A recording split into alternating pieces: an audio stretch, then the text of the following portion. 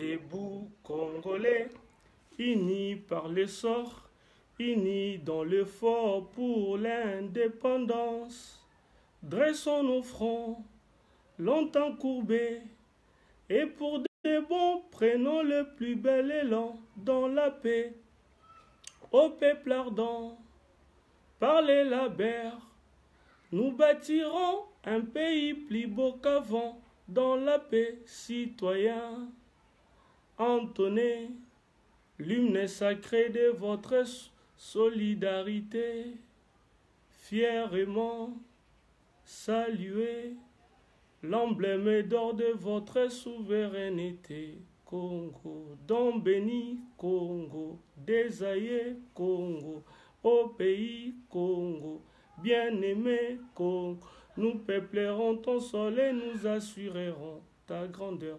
30 juin au doux soleil, 30 juin, dit 30 juin, jour sacré soit les témoins, jour sacré de l'immortel, serment des libertés, que nous léguons à notre postérité pour toujours.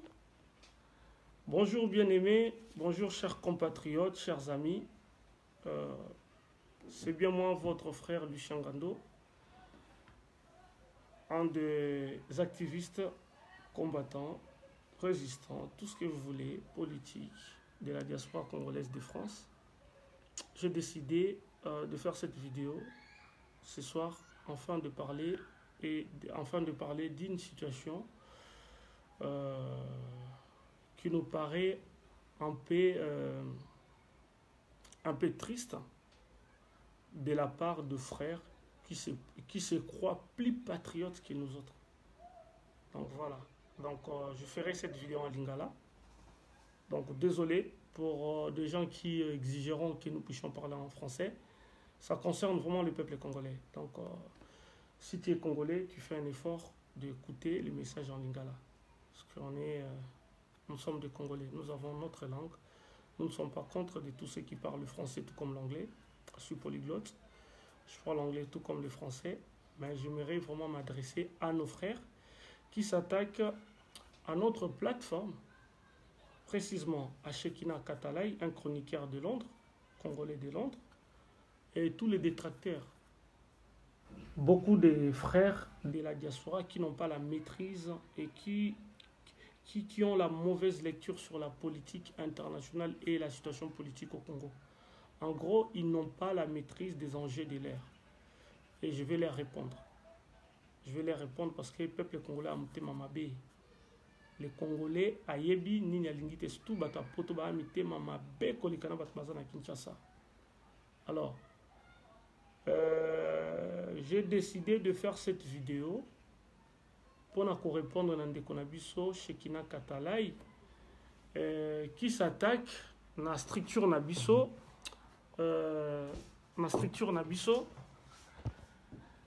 unique, avec le docteur Georges Aloula, à tort.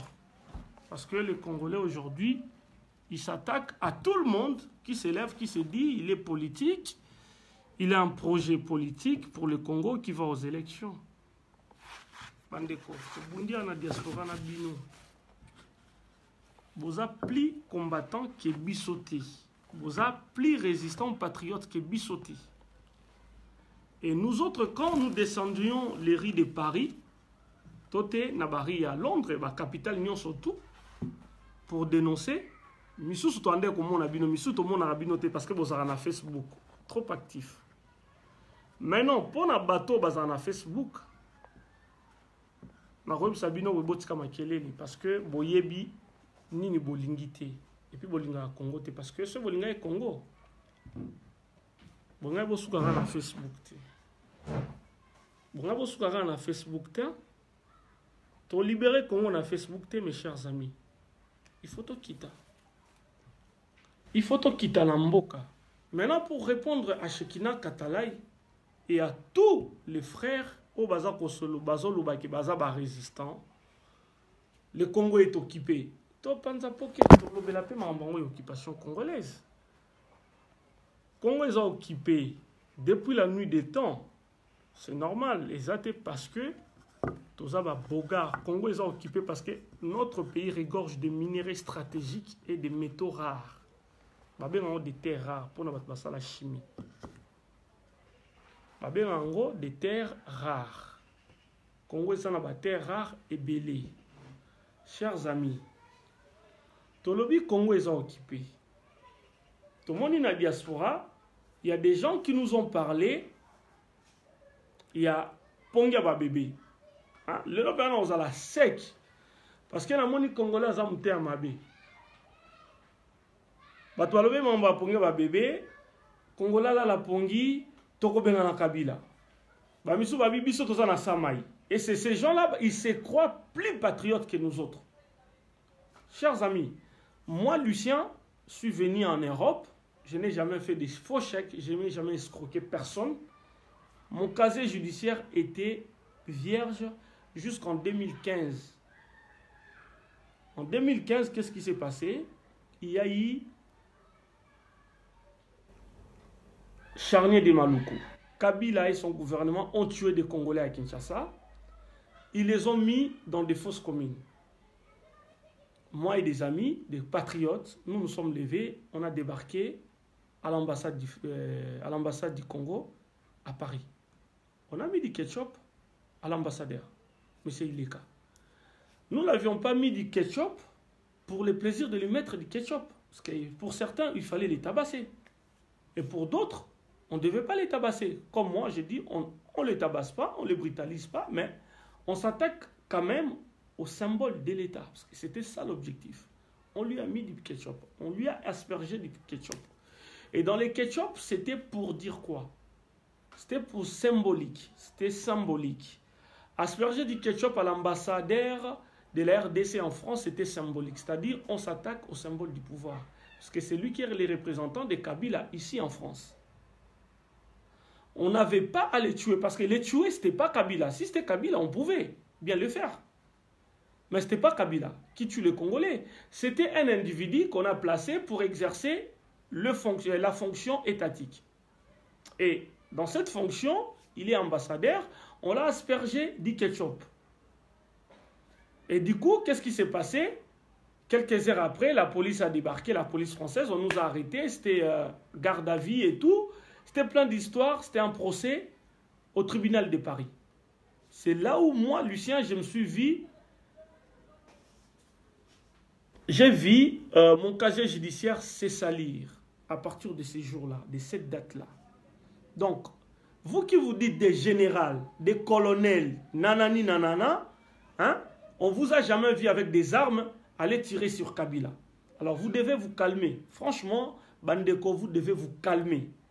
Parce que, aujourd'hui, nous autres, Lucien Ngando et des amis comme Rismo Congo et beaucoup d'autres frères dans la diaspora, nos casiers judiciaires sont salis parce qu'on a combattu ce régime d'occupation au Congo avec notre volonté personnelle ici dans la diaspora par rapport à vous autres qui faites trop de bruit sur Facebook. Na Facebook bochaka makelele bele bolobaka trop bokomaka bino ba combattant à solo. Moi je les revendique et je les dis. Ne boza on a bino nyotu na ba combattant bino tout ba combattant à Facebook mutalekinga na patriotisme na bolima mboka nanga azati. Et puis muta tangi koleka ngande tozalaka biso nyotu pe azati. On doit se dire maintenant des vérités. Parce que vous attaquez à tout le monde qui se présente comme politique. Mais attends, les frères, vous devez revenir sur terre. Nga casier judiciaire nanga et baby na poto pona mamba combat ya Congo par rapport à vous autres. Ce que vous ça, casier judiciaire na binoza ko beba tantôt pona mamba chekula escroquerie mamba belé. Moi je suis informaticien. J'ai un bon travail. Mais ce qui casier judiciaire n'a pas na poto ça pour na Congo par rapport à vous autres. Ba casier judiciaire n'a pas pour na mamba mabé. Alors botika munokobozo ça là vous voulez vous attaquer à tout le monde, vous voulez vous attaquer à Georges Aloula. Georges Aloula c'est un résistant. Sauf seulement que Tozali na façon mon côté, il y a qu'à raisonner. Bino Bokansini, être combattant c'est celui qui va crier, faire des vidéos, des boucans à la con. Bande comme Tozonga Batu, vous proposez quoi à part Kabila dégage? Qu'est-ce que vous proposez? tofandi ana poto toza na résistance tomona kiango ba juif bonsoir mama Kati tomona ba juif ils ont fait la résistance na mabelo ba pesa bango wana mais ils ont été accompagnés par les amis Yamboka na bango il a été hébreu et vous les combattants nous les combattants toza na ba amis ou pas parce que tout le monde est mauvais. Mais ce n'est pas tout le monde na mindele au baza contre Congo. Sauf seulement que vous devez comprendre que les problèmes du Congo, c'est un problème des enjeux financiers colossaux. Ce qui mindele appuyé na Congo te. Akoli andengeni, ba na bako évoluer ndeni. Est-ce que ngano to fa na poto te il faut to bango. On a un problème, il y a des occupations de bolo bango to panza poké lelo. Parce que vous avez une mauvaise politique, une mauvaise lecture sur la politique internationale et na Congo.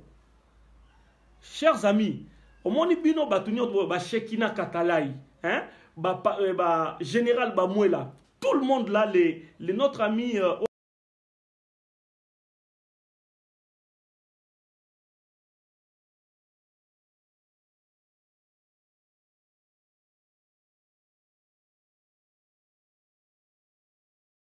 Tozali ba collaborer bo moni front o esalami na Congo o Kabila uti osai bo moni bisote kuna na ba signataire ya front o esalami na Congo na Kabila bo moni bisote kuna bo moni docteur Georges Jalou Laté. Alors bolinga ko rabese batunyo te po Congolo za mutema mabe ce Congo lelo est comme na état o parce que congolais surtout ya diaspora to mitema mabe bato poto bo mitema mabe et na parmi ba combattants majorité bo mitema mabe et des jaloux. To marché na bino to yebanit mingi pe botangite nazolo bango vrai awa boza na mauvaise lecture sur la politique parce que lelo opona ko ba politique ezaka ko tangate mais ba études déjà important il faut dire la vérité les études c'est important. Moi aujourd'hui je félicite beaucoup des amis comme des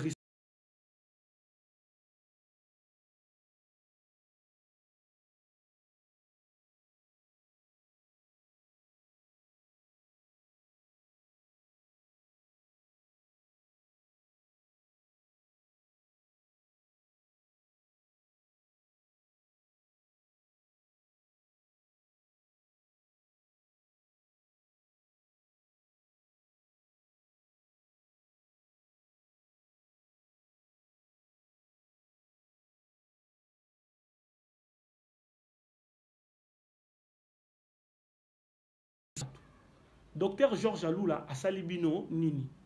Toké na Union européenne to bengi bino. Moi Lucien Ngando je vous ai appelé votre frère. Georges Aloula c'est un politique mais c'est un activiste aussi, c'est un résistant. Il a marché aux États-Unis sauté dans la manif, il était là. Bolingi nini. Bolingi nini, bo libérer Congo parce que Congo est un problème, il y a des occupations étrangères, une occupation rwandaise. Maintenant toké une occupation étrangère. Mindele bazombo cannabis depuis kala.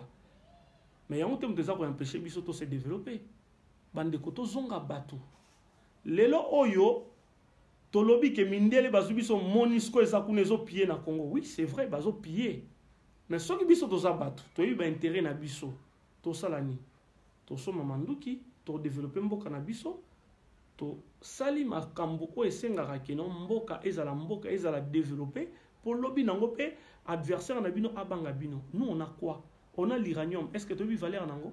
Tu as vu transformer l'uranium, tout ça, c'est une bombe atomique. Tu as vu Yango? Si moi qui m'bang moutou, a reçu la biso bombe atomique. Donc, soit tu as chimie, tu as tangité, donc tu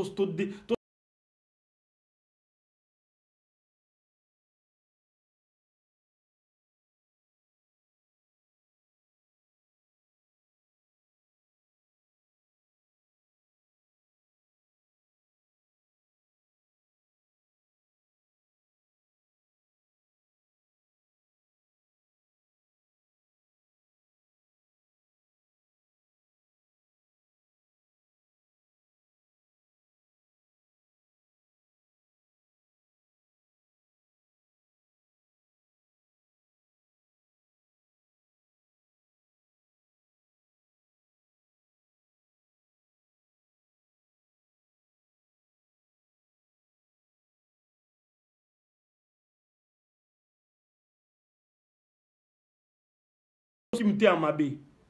To sali création à lobby financier, bo kimité mamabe. Et belé. Vous vous rendez compte que tu as une conférence le 21 avril 2018.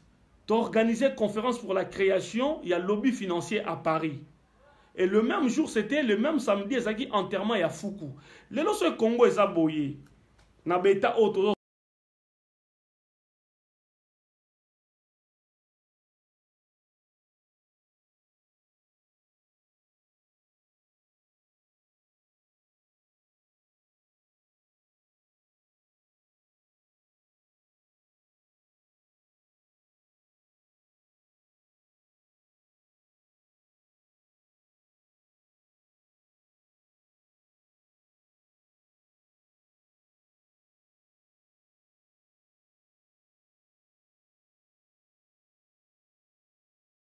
Bola la pongia ba bébé, to la makambu, bola la pongia ba bébé, to benga na kabila, mais ba kufi pe na sa pongia ba bébé. Koto pe to na batumusu babito kota na se ya mai, ti lelo ba bimakate, ils font que dénoncer, to ebi position la ba honte so bazana kabila ou pas. Mais to tiki bénéfice de doute na mutunyo surtout tant mususu viana azarane pe collaboter. Oye to ebité. Mais biso to na démarche to lo to ebi simindele to bi non. Moi, mboka wana eza ya biso. Docteur Georges Alilou la ebisi mindele ya mboka na biso. Tôt ou tard ba congolais ba olamuka. Alors, quitte à bino bo aider biso, to récupérer mboka na biso. Bon, ça mundela ebisi biso abi bon, bien aux un projet, nous te présenter bon projet. Docteur Georges Alilou a présenté la mindele un programme il y a 140 milliards. Na 140 milliards eza ko endetté Congo te. To ko senga mbo na banque mondiale te. Et ils allaient sur les valeurs actives, il y a des minéraux na biso. Bon, les minéraux, on a des minéraux belés. Congo, c'est le pays le plus béni de la terre. Mais Congo, la zande, mouté, mama, BP, mingi, batangi, na bango pété. La plupart, il y a des Congolais, batangi, té. Na pas cet exemple. Tu as lancé projet, il y a création à lobby financier.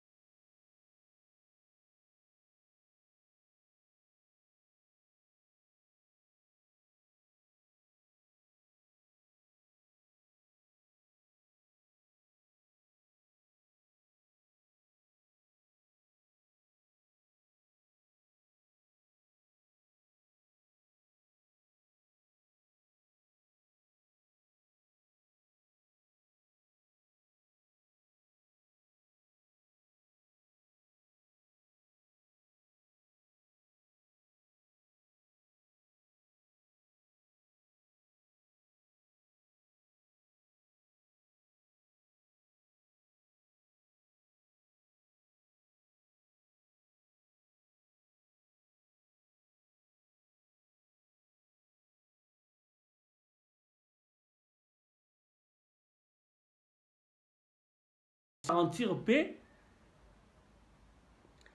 Biso tokei na Union européenne avec le docteur Georges Alilou la to pesi invitation na mutunyo surtout. Na benga ki ba combattant nyon surtout mais boza mité ma majorité ba combattant ba mité ma BP majorité o ba ganga ba tira makele même na YouTube na ba nini na ba vidéo awa botangi pété toyebani. Toyebani. Bocha wa diplôme na bino bo comparant pe na docteur Georges Alilou bozo critiquer. Docteur Alilou la bomoni Georges Alilou bomoni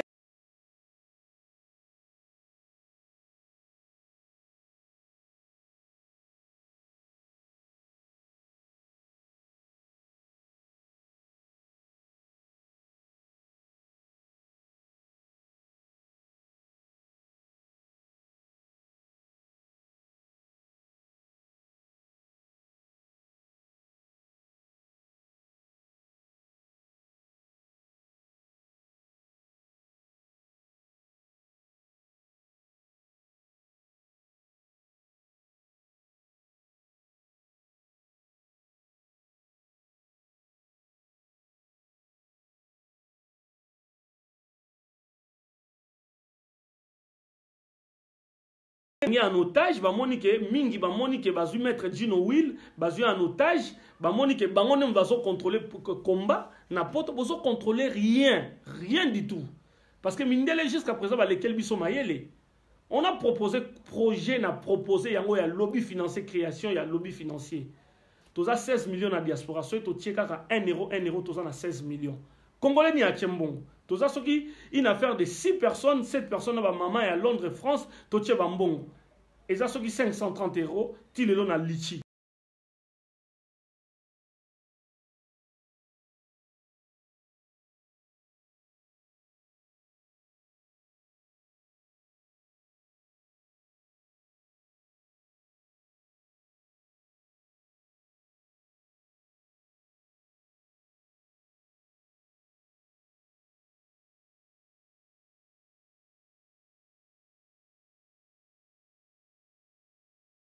Tu n'as le même message, Nabi, c'est Lucien Gando. Shekina Katala, je t'ai envoyé le message, Nabi. Rappelle-moi, mon frère, toi, tu as bengio toute la journée d'hier. Shekina, on a qui m'a un téléphone. Il y a un moment où on a obligé à faire le directeur. Bolingini, toi, là, Sabino, ba couleur, ba caleçon, nabiso. Pour bon dima, biso, toi, un vrai patriote. Nga casier judiciaire, n'a baby pour na Congo. Bon, là, ça veut dire que judiciaire, la vie, on va la casier judiciaire, mais béba ou pas. Parce que, quand on a la chroniqueur, et ça, vraiment, quand on a la combattante, tant pis, qu'on a une opération, qu'on affronte, on a pas tata bon maraté. Mais bon, ça, la yangote, mon frère. Quand tu as derrière Bongo, hein, bon, dans ça, il projet, bon, récolter Bambongo, awana, na radio, na Oshekina Katalai, bon, récolter Bambongo, pour vos Mamanduki. Yabisa biso ça, combien na compte, tu as combien? L'accès diaspora congolaise, combien toi tu as récolté pour acheter les armes? Au niveau Bengala Mindele na Kabila. Parce qu'on a un problème, il y a des occupations. Mais occupation, oh, il y a ma casa, c'est ça, non, occupation rwandaise, to Bengala Kabila. Mécanisme au Bengala Kabila, tout le monde a un contrôle dans la diaspora parce que tout ça, on n'a pas de millions. J'ai lancé projet wana il y a lobby financier bobo il coacha bambongo parce que moi mité à Mabé. La preuve jour il y a conférence bokena na bino enterrement il y a Fuku Mobutu wa Kufi. Mais bana ba tchebiso na problème le na Congo. Et ça fait Mobutu té. Fuku Mobutu même soka ça il va marcher à Paris, hein? Donc ça plus patriote que nous autres, que cause congolaise. Bande ko mité à Mabé. Hein? Bah, combattant Paris, on a lancé le programme, il y a création, il y a lobby financier, to mona binote, pour chambongo te, na lichi soko chambongo to mona. Vous avez contribué combien? Bo bengana mindele, Kabila kout bo koko bengana été na 21 ans, bo koko asali 21 ans, soki 16 ans. Hein? 21 ans il y a occupation rwandaise na Congo. Mindele de bo koko bengana bon lelo. Mais quand on a lancé le programme, il y a lobby financier, et ça là qui peut tous s'associer, tu as 16 millions de diaspora, sur 1 euro, tu as 16 millions à mois, on a 12 mois, tu as 192 millions d'euros. Plus puissant, tu as fait trembler mon kili. Mais vous avez eu la mauvaise foi, il y a soutenir le projet.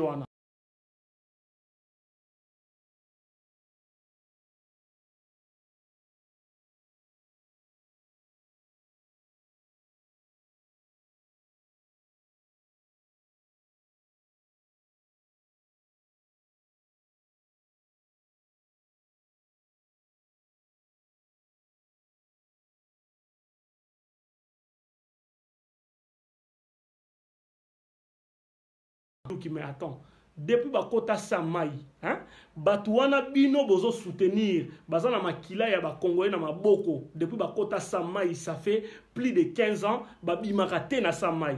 Mususu pe, azaki na makila na maboko ba Congolais, aibola la pongi ba bébé pe liwa pe kuteli na sa pongi, akufi na sa pongi ya kei. Mais vous les soutenez parce qu'on a compris que les gens de l'IDPS et de l'appareil comme Bazo, il y a désordre dans la diaspora congolaise. Et on doit maintenant vous commencer à vous dénoncer. Ngai Lucien Gando, caché judiciaire, on a bébi na poto pour na combat. Yo boy bisanga ka yoza plus patriote que ngai na ba master nyoto bazo soutenir biso. To ebi bino vous belé vous soutenir Katumbi. Bando landa Katumbi na kamere non. Bande kotozonga batu boyebisa biso mbongo bo récolter ya ba mama batu ba pesi no ba mbongo Shekina Katalai dinu mbongo osoma manduki okokisi déjà combien po benga na biso mindele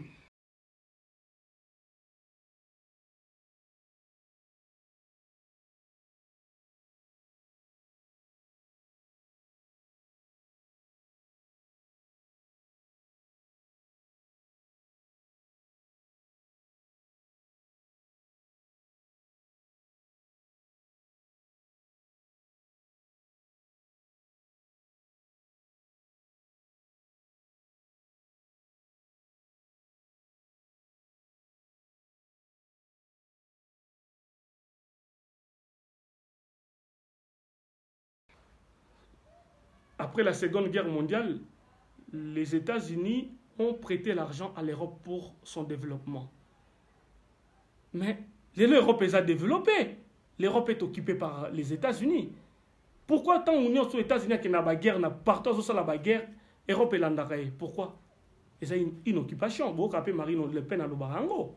Pourquoi Général de Gaulle a bien quand même la base militaire américaine? Non. Il y a une occupation. Mais cela n'empêche pas l'Europe de se développer. Probablement, Congo, il y a un problème, il y a occupation internationale, il y a un problème, il y a mauvaise gouvernance, il y a classe politique, na Kabila, avec les Rwandais. Ce qui Kabila a 16 ans, c'est na Congo, ce Kabila a Tonga et Congo, et comment il roi à Monaco. Dans mon combattant en Angola, Kabila dégage, ce n'est pas Bengana qui, ce n'est pas Bouma, il va Congolais, 12 millions de Congolais, il peut pas femme violer, Basala quitter. Pourquoi tu as une mauvaise lecture, boye? Mindele ba kon be ennemi na biso. Voilà, Mundela yebi intérêt na ye, ayebi ka za na Congo po alia. Toza na ba minéraux o ezali ko intéressé yango Mundela zakuna. Alors biso ba Congolais faut to ba pe ben intérêt na biso Congolais, mboka na biso eza riche, il faut to développer yango. Alors programme ya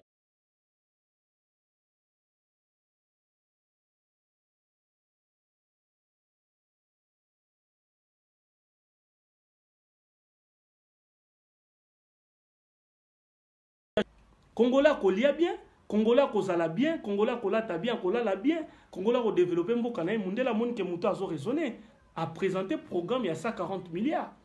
140 milliards wana to s'endetter na Banque mondiale sur les valeurs actifs congolais donc ba minerai na biso. C'est-à-dire tous on ba minerai na biso, to lobi que so net ba reçoit appel à reçoit par exemple coltan na biso na coltan na biso. Babiso qui appelle à ça par exemple 1 million des iPhone 5. Dans 1 million des iPhone 5, valeur unitaire, il y a pris à iPhone 5 sur 500.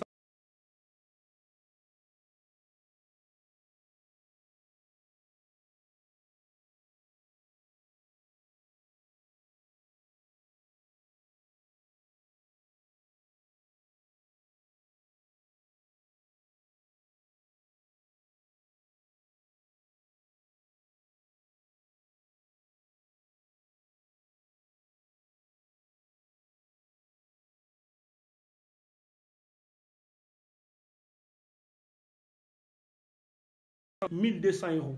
Ce iPhone 5, ils ont la valeur il y a 400 €. Bozui 20% en donc c'est-à-dire 400 €, vous avez 80 € fois 1 million. Et quand on a caisse à l'État. Ceux qui appellent à Rosala 1 million des iPhone 6, des iPhone 6, iPhone 7, ceux qui ont la valeur il y a 1200 €, 20% en Wezali, 240 €. Bon, ça est-ce que 240 € multiplié par 1 million des iPhones. Et ça, il combien? Nous, on a quand on a caisse à l'État, tous en a combien? Pétrole, peut pareil. Donc, mbongo kokota et belé na caisse à l'État, tu développer un bon cannabis. Tu tiens assurance maladie, c'est-à-dire carte vitale. Congolais sont à hôpital au foot à l'été, sauf à 70%, 70%, il y a charge, il y a assez.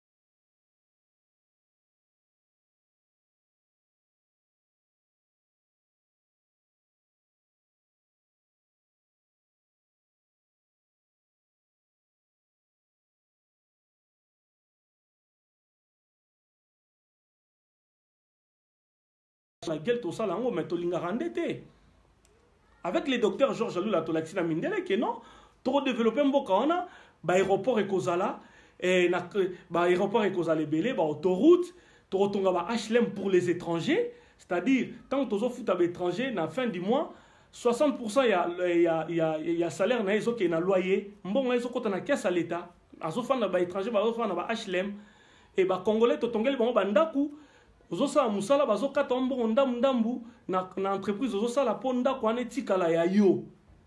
Hein? To développer mboka na biso armement, tozali na 13 bases militaires na Congo avec 3 bases secrètes.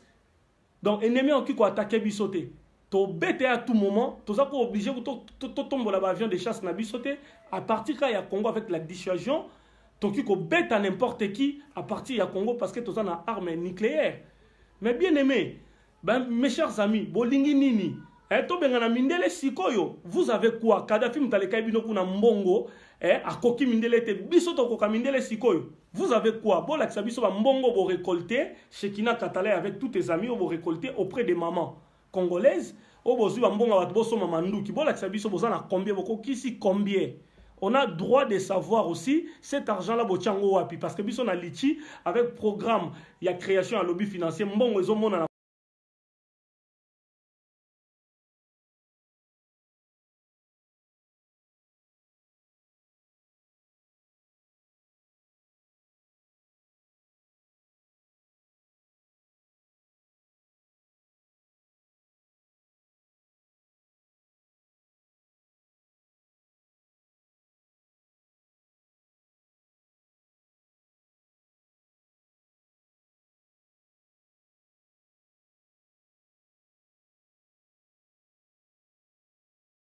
Jean-Pierre Bemba. Bonjour maman Lili. So lelo Jean-Pierre Bemba a eu pouvoir. Bande konyo to bazo tia makelele. Tote docteur Georges Louzlou a eu pouvoir. Boya lisu Congo te. Botika rosa makel na bino na Facebook. Arrêtez, arrêtez, arrêtez. Arrêtez de distraire les Congolais. Et ça peut-être pour ça la vidéo est belle bokasi que non binon de mutu bozo peuple azoyo kela. Peuple azoyo kela pe biso ayo kela rabiso. Et c'est des tonneaux vides qui font trop de bruit dans la vidéo.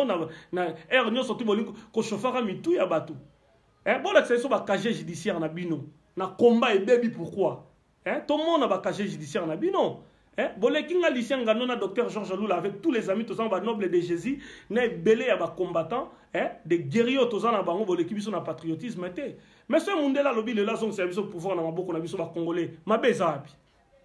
Bino bo bundela nde bo bunda bo benga na bakomba ko ba mindele total bino bo banda na ko longwa na poto bo zonga na Congo bo benga na mindele baza na Afrique. Tout ça les lobbies financiers bo chambongo avec 1 euro toza 16 millions de Congolais on allait faire 16 millions d'euros par mois na 12 mois tozali nango dans l'année toza na 192 millions tonga to soma manduki mais bo combattre projet wana la preuve jour il y a manifestation tote ya conférence le 21 avril Fuku Mobutu akufaka nana bomi Congo n'est-ce pas Mobutu Bokenda ki enterrement ya Fuku na Paris, bokimi conférence à boycotter yango. Bo amité à mabe, alors arrêtez, fermez juste vos bouches, fermez vos gueules. Vous aboyez trop, vous blablatez trop les frères, vous blablatez trop. Vous n'êtes pas plus patriotes que nous, vous êtes des jaloux, bande de jaloux. Bolinga na Union européenne ezalabino. Et biso tolobi tozo kende na Congo pour to kende ko installer parti politique na biso unique. To libérer Congo na Facebook ta, bo libérer Congo na ba vidéo na bino na ya YouTube ta. Là vous avez la quarantaine, vous avez la cinquantaine. Vous pensez vraiment que na rythme il y a Facebook, to libérer Congo na Facebook. Vous en a 50 ans, vous en a 40 ans frère. Combat yango to bunda so to raté année oyo, moi je vous dis 10 ans à venir vous en a combien bien batni on to ba combattant on to vous en a 40 ans beaucoup ça 50 ans. Bah vous en a 50 ans beaucoup ça 60 ans, bah 60 ans beaucoup ça 70 ans, vous libérer Congo nani. Vous rêvez mes frères, vous rêvez. Vous rêvez. Et ça n'est qui monte à ma bien ça la bino boy. Parce que ce mot qu'on a bino ba isa qui bangwa soit pouvoir na Congo mutu monte en boy. Et vous êtes juste des jaloux. Arrêtez votre jalousie. Nous on n'a pas peur de vous. On n'a pas peur de vous. Bozu maître Gino Will, bo commissaire le col esclave nabino, le col là ndeko nabiso Gino Will azala qui victime ya mamba sex step. Mutu nyoto linga passé par maître Gino Will la sala ba vidéo na ya lo ba blo na buzoba en critiquer Georges Loula. Mais Georges Loula c'est un patriote de la diaspora comme vous. Bino ko to mona bino même na manifeste. Ba général yo bunda pour ça général. Colonel au bunda wapi. Yo capitaine au bunda wapi. Yo capitaine au bunda wapi. Toto yo adjudant au bunda wapi. To mona kabino kaka na ba manifa na lichi na création ya lobby financier au tche combien poto so mamanduki et bino bat bo congolais ba mbongo ya ba mama awa bolobaki yo Shekina Katale ba mama ba pesa mbongo po so mamanduki okokisi combien déjà bengana mindele total. Georges Loula soi-disant zolia ba makaya busoki mama boke na photo moko ya kala tanga kitaka na propagande ya 2006 bozo bokomi kokosa bande ko tozonga batu tozo ke na Union européenne na invité tous les patriotes boya na Jean-Val au moins qui monte à ma baie à boy ba congolais et on ba rwandais ba sakai na biso ba rwandais ba sakai na biso à cause des gens comme vous voulez distraire le peuple congolais avec vos vidéos à la con à 2 balles 50 hein, sur les nets. Vous pensez quoi? Que quand nous on parle pas, vous êtes plus patriotes que nous autres. Tout le monde a binoté la action, hein? Vous êtes plus péré que Batbazan à Kinshasa. Bozotinda bana batu. Docteur Georges Alou Labia okita Kinshasa. Ce peuple congolais ebissé qui non. Docteur Biso tozan a besoin. Tobima.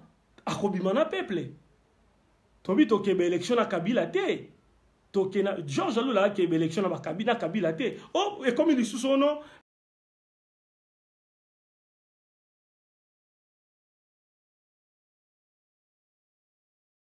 Combattants. Les super combattants. Georges Aloula kende ba élection na occupation te. Bon libérer Congo kasi. Bon bandana ko longwa na poto na bamboko bofandi boko benga na mindele. Vous voulez tromper qui? Bon amité amabe bande de jaloux. Bande de jaloux toyebani. Parce que ba vrai combattant nga na yebi o ba master nanga, tout ça on ba action à Paris, ils nous soutiennent. Ba yebi que Georges Aloula c'est un patriote, avantage c'est ça que tozongi sanon mboka na biso tozo yango, to gérer mboka na biso. Mundela tambousa mboka na endeni. Projet Zali. C'est-à-dire, tout le monde Sarkozy dans un pouvoir. Le plan, il y a Grand Paris. Babi, trame ko tambola tina banlieue parisien. Tant Sarkozy a accueilli, Hollande a remplacé, a continué dans le même projet. Hollande a accueilli, tout le monde Macron pas continué dans le même projet. C'est-à-dire, Elin Kolobani, mboka il fait une vision. Pour le but que durant les 5 prochaines années, Totonga par exemple 50 immeubles. Dans 5 ans, on a 50 immeubles. Alors, ceux qui 5 ans, si les moutons pas koya, il faut tonga des aéroports. À travailler pour la quinquennat, à salir des aéroports. Dans les prochaines années, on a boté moussou pas lobby. Il faut na tongisa des 4 grandes universités na mboka. Il faut na tonga ba pont, ba aéroport à travailler. Mboka etambolaka bongo. To moni Kim Jong-un na Corée du Nord. Projet o lelo bazui arme nucléaire.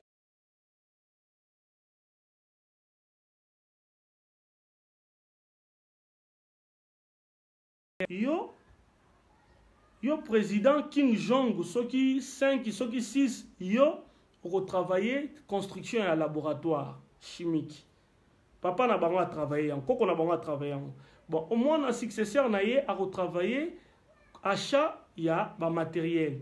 Tant qu'on va continuer à pouvoir à travailler, à équiper laboratoire. Bon, moi, on a vu ce qu'on a vu ce temps où il y a pouvoir. Il faut à perfectionner l'armée. Et c'est ce qui a été. Mbok est tambolara bongo. Mais biso to lingi bongo te. Biso to lobi to récupérer na mboka na biso na maboka ba Rwandais, to diriger, to développer Congo, to zongi sa école. Na place il y a des églises. L'école est à l'ébélé. L'église est à la moukié. L'église est à la moukié na babar est à la moukié na Congo. L'école est à l'ébélé to développer Congo. Ba Congolais ba commis bien. Il y a 3 fois Congolais comme koya awa kaka pona vacances na poto. Congolais se retrouvé chez yé. Ba minéré na biso. Ba comme ko ça ba montage ya ba véhicule na mboka na biso. Tout le monde fabriqué pe ba téléphone na mboka na biso.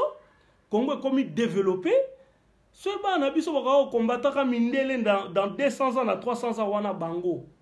Mais pour l'instant, toza à mesure ya ça la guerre na mindele te. To kufa, to kokate yaya.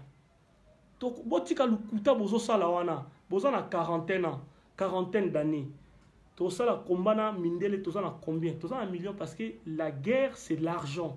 Eza un katuka bianza. Boza na combien ba combattants? O ba chama kele wo na Facebook. Hein? Trop d'émotions. Mundele soka atiki koyiba na Afrique. Tote na Congo, ya oliandeni.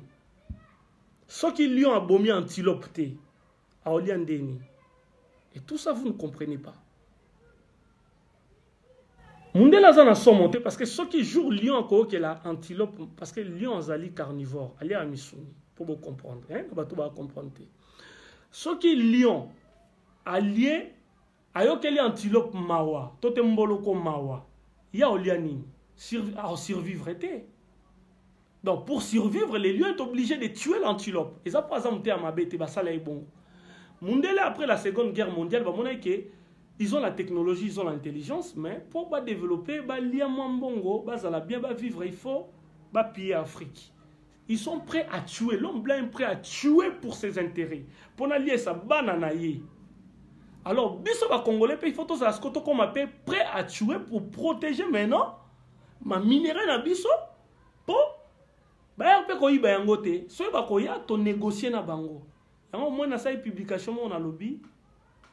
Le docteur Georges Aloula a proposé même logique les plans du marché. La loi du marché de Montesquieu Lobaki, c'est-à-dire si on a azoté que l'oronanga yo ye ko somba.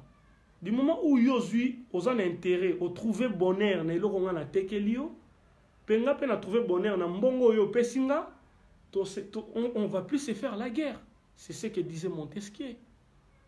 La loi du marché, ils ont évité la guerre, ils ont au moins 30 ans pour éviter la guerre dans la Chine, dans l'Europe. Il est obligé, il y a qu'à serrer la loi à niveau, il y a commerce international.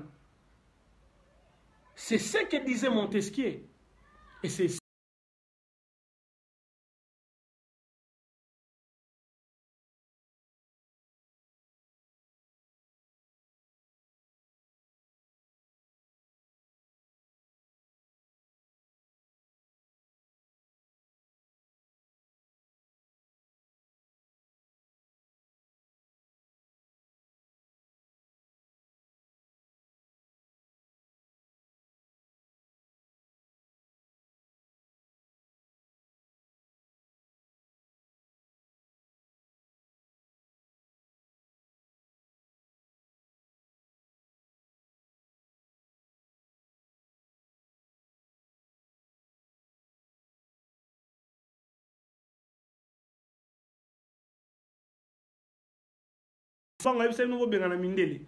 Simon Kimbangu ne nous a pas demandé de chasser les Blancs.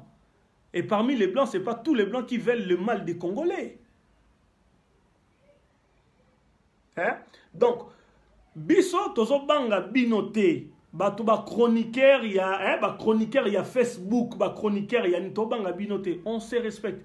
To limite to ça la confrontation parce que ce bolobi bo ça la vidéo biso et to ça là. Mais bien bozala ba perdant na souka parce que mindele ils ont trouvé en nous des gens qui ont les propositions. Bah moi quand Alou Lazana ba proposition, eux ils ont ça là que Congolais comme un stable à développer mboka na epé bon peut bazala pe bien mindele pas se retrouver. Yo lingangote biso za le main saleté to za makila na boko na bisote. Georges Alou là tout comme nga Lucien Gando avec tous les autres to za makila na boko na bisote. Hein? Za makila na maboko na bisote. Toza propre, tozali propre. Toki bino trop, toki bino trop, toki bino trop. Toki bino vraiment trop. Mais bande konangai, bosala maman erreur parce que biso tozali ba vrai patriote, bosala maman na berère. Hein?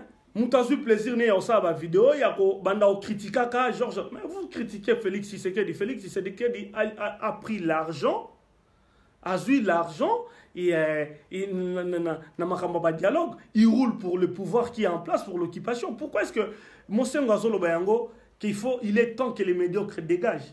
Classe politique à Union surtout les alliés, hein, ils ont disqualifié, que ce soit les positions congolaises, que ce soit la majorité, mais par exception ils ont raté. Mingi Bolanda et Katumbi Awad.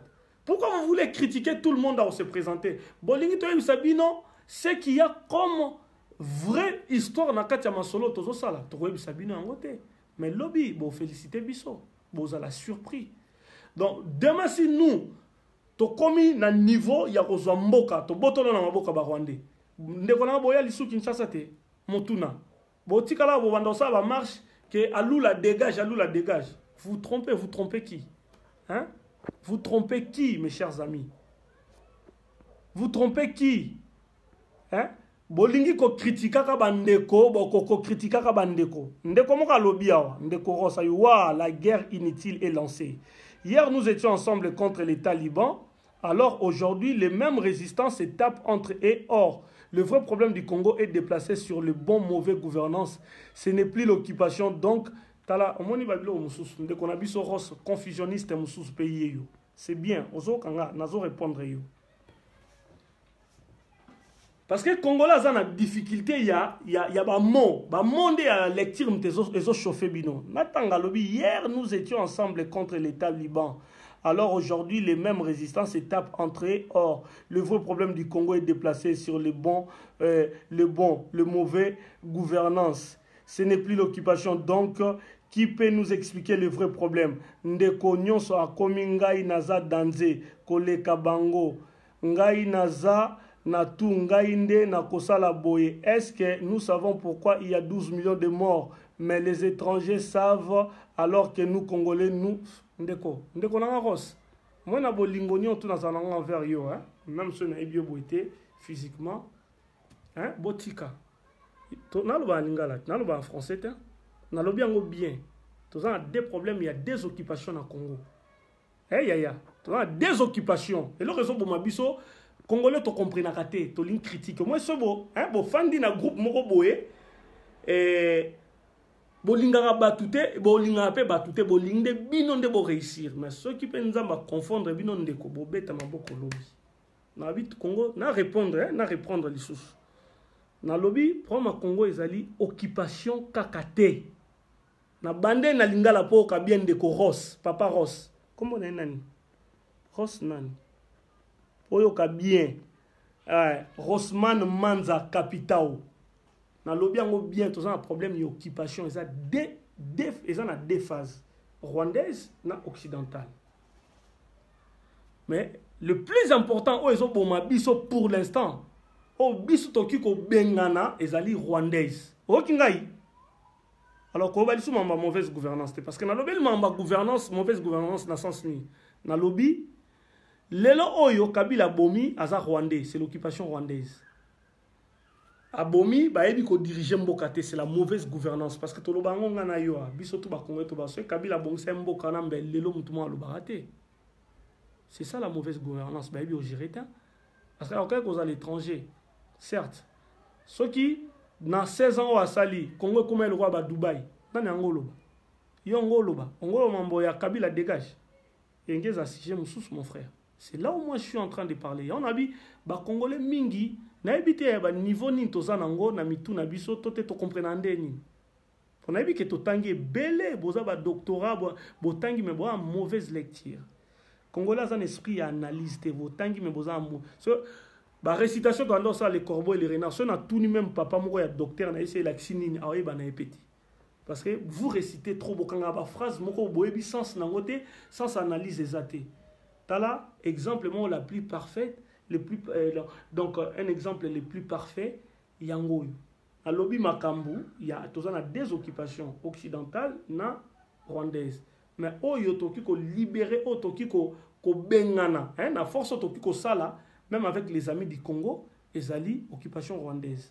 Ba na biso ne ba s'occuper na mindele après.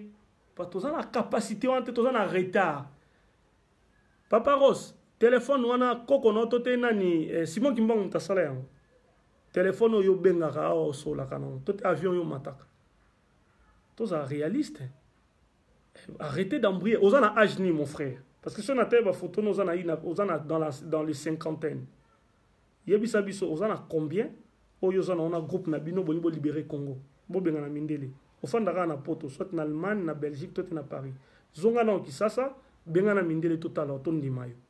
Alors, moi, je préfère Tobengana Kabila, Kabila Kende.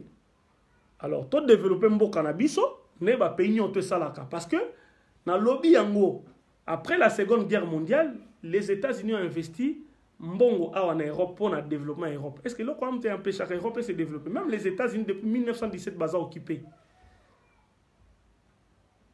Baza occupé. Mais les États-Unis ont développé, biso lelo osoto se développé te ezali pona mindele te.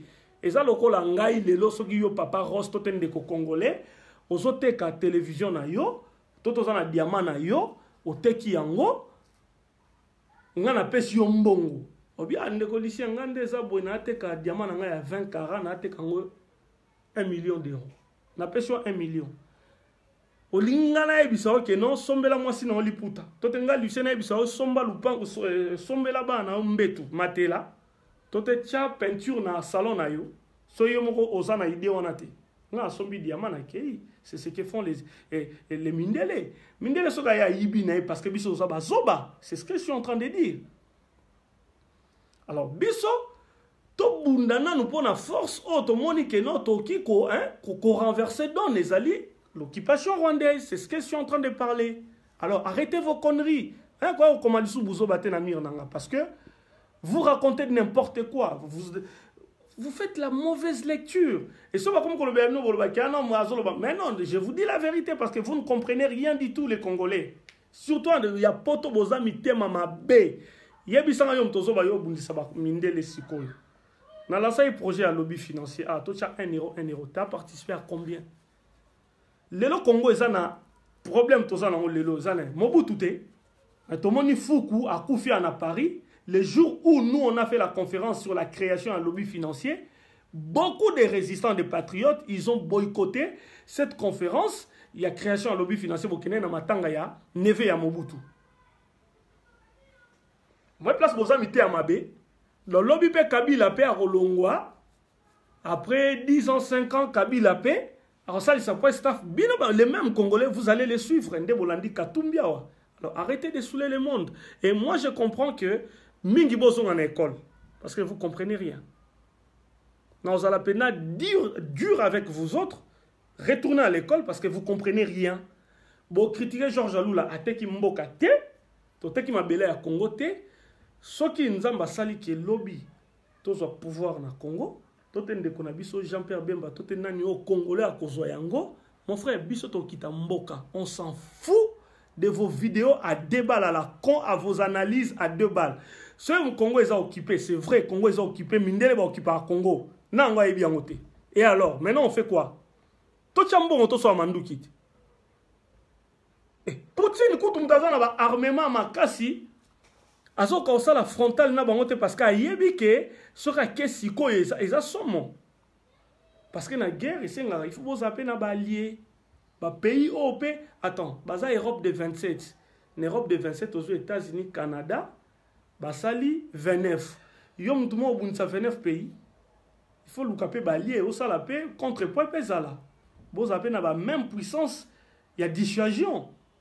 Il y a au moins Poutine a obligé à kangamana moi Chine na ba Corée du Nord, na ba pays mususu neti ba Argentine, ba Venezuela. Mais Congo là aibi politique internationale ta yebi ti azomona yo sala mundele o bengana mundele ndenge nini aibi ke yazo lia na Congo biso nde photo la sa mundele intérêt na biso to e banden sens ya ko défendre ben intérêt na biso et puis mundele pe aibi so ke non biso e intérêt na biso ça na mboka na bino. Mais les gens ne comprennent pas, ils font des vidéos à la con. Autant même na mur nanga, il y a des gens qui viennent dire de n'importe quoi. Mais tu vois, pouvoir. Oui, toi qui as une élection, mais sans Kabila. Alors vous pouvez vous suicider, on n'en a rien à foutre. On n'en a rien à foutre. Tu as eu deux pestes.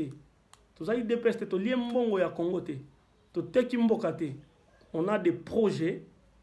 Oyo. Et permettre à biso ba ami à Congo ba aider biso ba lobby ba ko aider biso et ça bino mité à mabe na nini ba yi ba ko aider biso parce que ça va structure na la plateforme na bino te mutu et je soutien wana biso toza soutenu par les amis du Congo to lobby yango bien et puis bino te do empêcher yango boko empêcher yango te avec votre vidéo à débat à la con et zo la ça qui niveau na ki mité à mabe na buzoba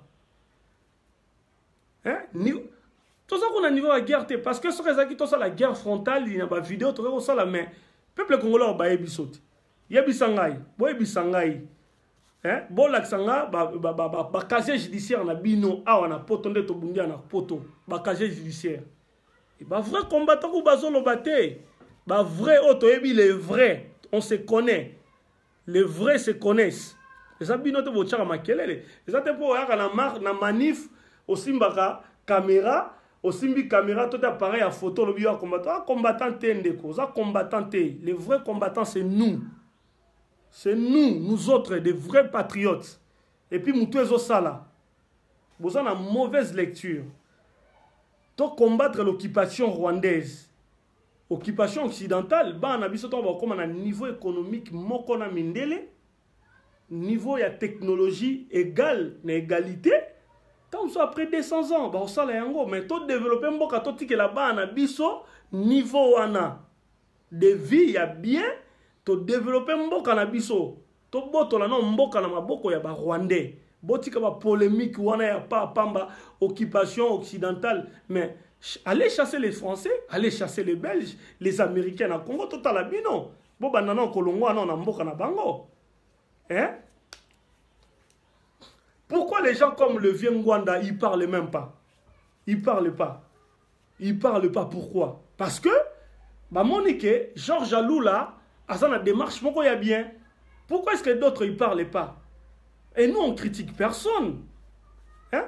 Mais ça bino ba individu, certains individus vont soutenir ba leader ya batu tant soupe à cause en a bien Azana épée na Kabila te mais Azana na à côté ya peuple parce qu'on a vu aussi les travail qu'a fait le vieux Honoré Ngwanda, il a bien travaillé aussi hein? Il a participé même Papa Tshisekedi il a des erreurs mais il a bien travaillé aussi dans le cadre pays il y a démocratie dans le Congo pour Congola la muka hein.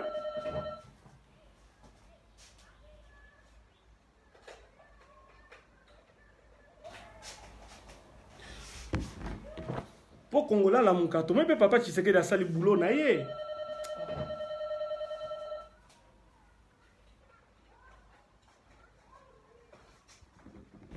Tout le monde peut Papa Tshisekedi, il a fait son travail, ce qu'il pouvait faire. Bien que erreur pèse à la Kébélé. Na erreur ou tout ça na souka avant sa mort. Mais ils avaient les mains sales, ils avaient les mains maboko na bona makila ba congolais. Mais biso toza na makila na maboko te. Soki lelo les amis du Congo, ba lobi ba aider biso to travailler na mindele. Yo soko boyango etalio. Soko boyango etali otikala awa okufa na poto. Moi je vous dis botikala awa bokufa na poto. Oya Congo osali manif na yo. Toti ndo pe ba CRS ndeka ezara na France ba entouré bino. À un moment donné ba zubino ba bino pe na moi commissariat. Osali moi 6 heures du temps na 19 heures ba libérer bino ndeka ezala ka ba bon mutu te. Et biso tozo développer mboka. Droit de l'homme, droit de l'homme. Tongi, toutes les provinces à Congo, Tongi yango penda bien. Ben, infrastructure routière, naval, bateau, navire. Eh ben de konangai. Tongi ben école.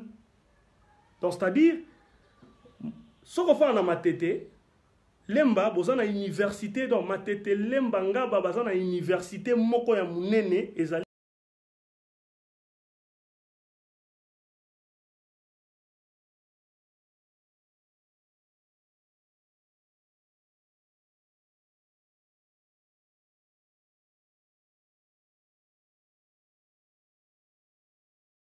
Bande konangai tozonga bato ba projet à développer mboka docteur Georges Alula Alexis Mindela bi biso ba projet zali to développer Congo bino bolia congolais pas se retrouver à tonga mboka na zo développer mboka na.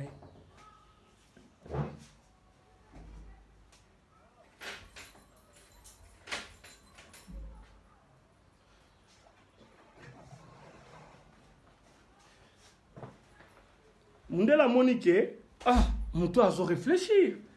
C'est-à-dire, pour revenir dans le programme, il y a 140 milliards. Docteur Georges Alula Alexis Mindela que non, au moins nous allons développer le Congo. C'est-à-dire, le développement Congo, c'est aussi coltant à Bisso. Pour ça, iPhone, par exemple, Apple.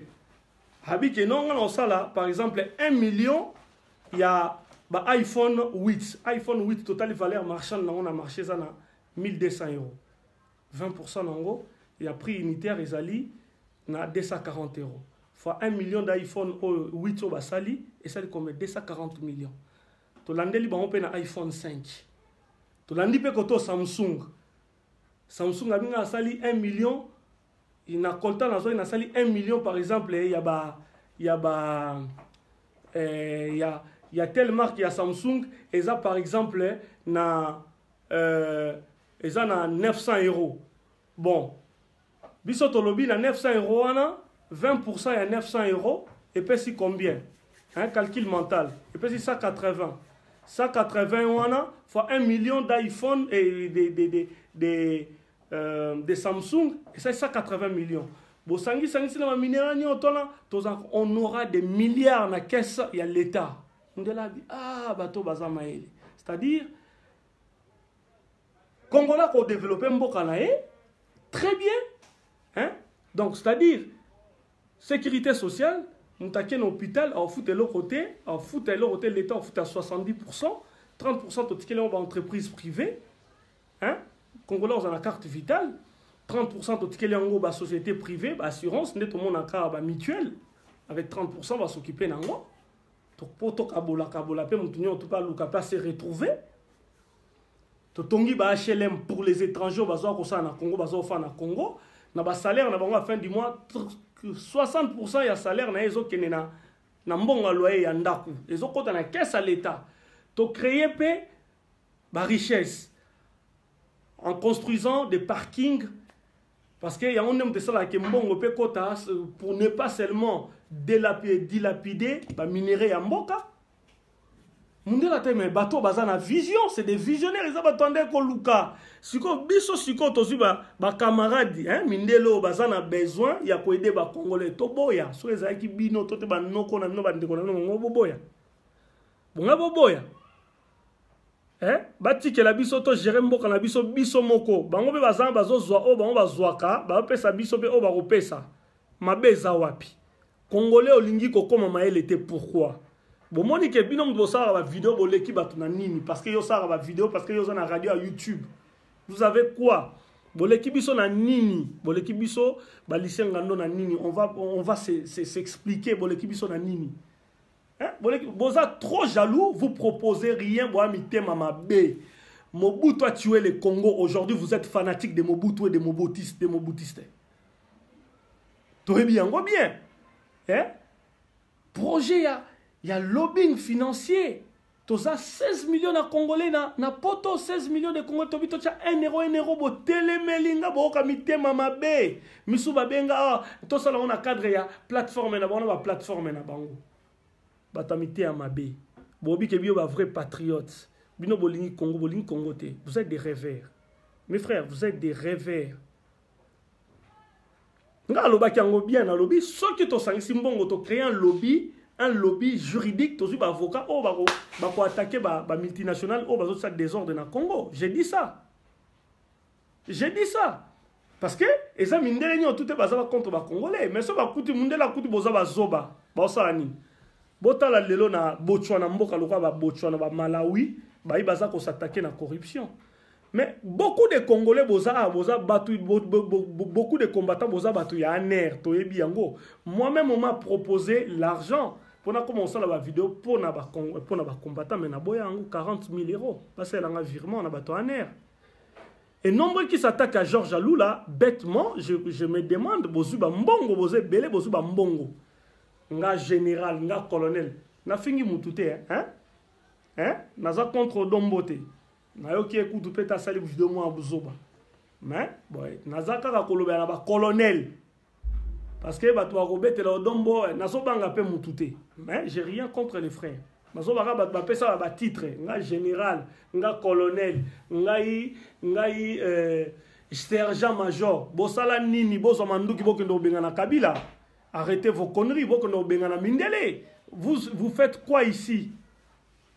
Vous faites quoi? Bon, la Xabiso va mbongo bino bozui parce que na mona ki Shekina Katalai, vous avez demandé à tous les mamans de cotiser, à tous les Congolais de cotiser pour acheter les armes. Mbongo bo cotiser zawapi, y a armement.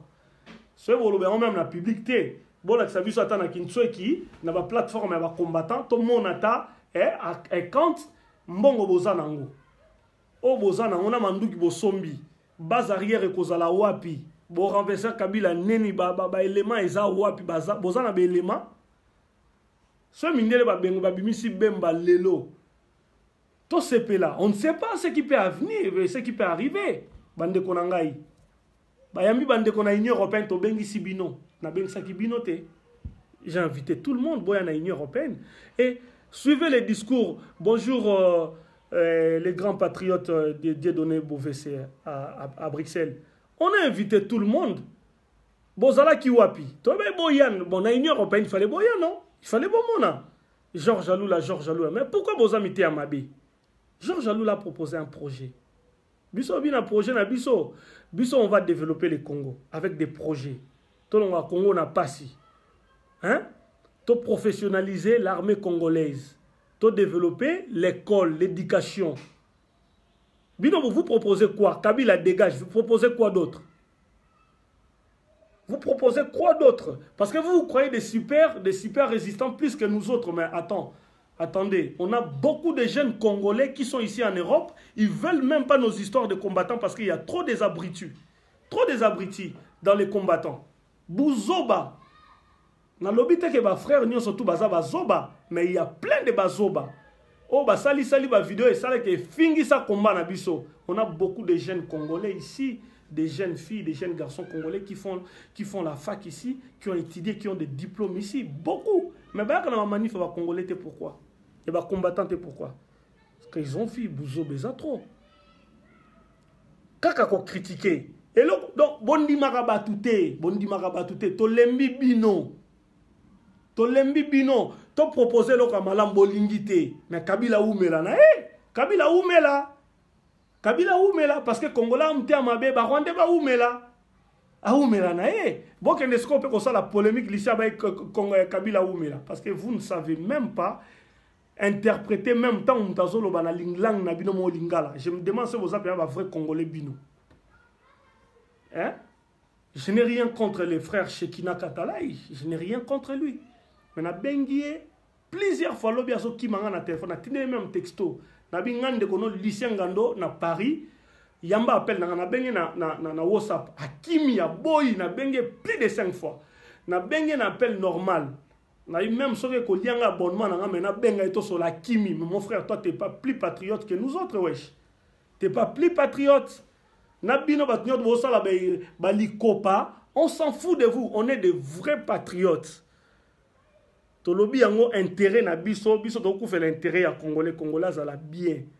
To tchaba na biso na ba bonnes conditions, ba koko na biso dans de bonnes conditions, to développer mboka na biso. Ah, ndeko yo bundisa mundele oyebi osala ta en poule apamba te ofana na poto oyebi osala ta en poule. Oyebi osala ta en poule te yo lobi non yo bundisa mundele. Benga na mundele total ayo. Benga na mundele. Biso to bete la okama boko po biso za na biso ba faible to za ba faux patriote yosko vrai patriote bengala mundele o zelani Kabila saliana so 20 ba mindele ba saliana plus d'un siècle bazana na Afrique. Vous attendez quoi? Bo bengala mindele siko biso to bete no maboko boto abandeko biso to za ta bana misana bino. Vous parlez trop, vous proposez rien, trop parler peut tuer mes frères. Arrêtez. Hein? Arrêtez. On a proposé projet et lobby financier, beaucoup de combattants, Basali Makita, Bokei, hein, Bokei, besoin distraire peuple pour rien. Bokei, enterrement et Fuku Mobutu. Mais qui nous ont mis dans cette situation? N'est-ce pas la famille Mobutu? Hein, Fuku, on a le Rolandi Fuku, paix à son âme, à Koufinaye, mais Fuku, Azala qui a Paris pour aller en manif, Azala patriote. Maintenant, Bazali a pouvoir. Ils ont fait quoi du Congo? Ils ont fait quoi d'Isaïr? Tu proposé projet le 21 avril à Paris 2018. Vous êtes allé à l'enterrement Yandeko Fuku à Koufaki. Neve à Mobutu. Vous êtes venu na conférence, il y a création de lobby financier. Oh, dans le lobby financier, il va permettre de faire son maman. Non.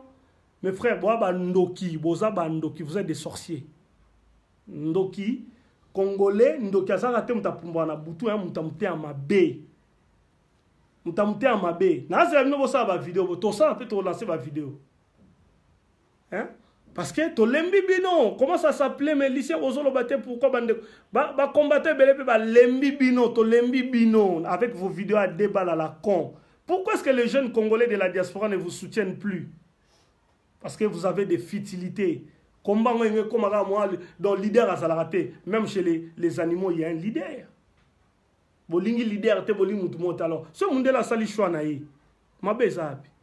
Bo sali be élection na bino maman tel, tote tata tel présidente ya diaspora.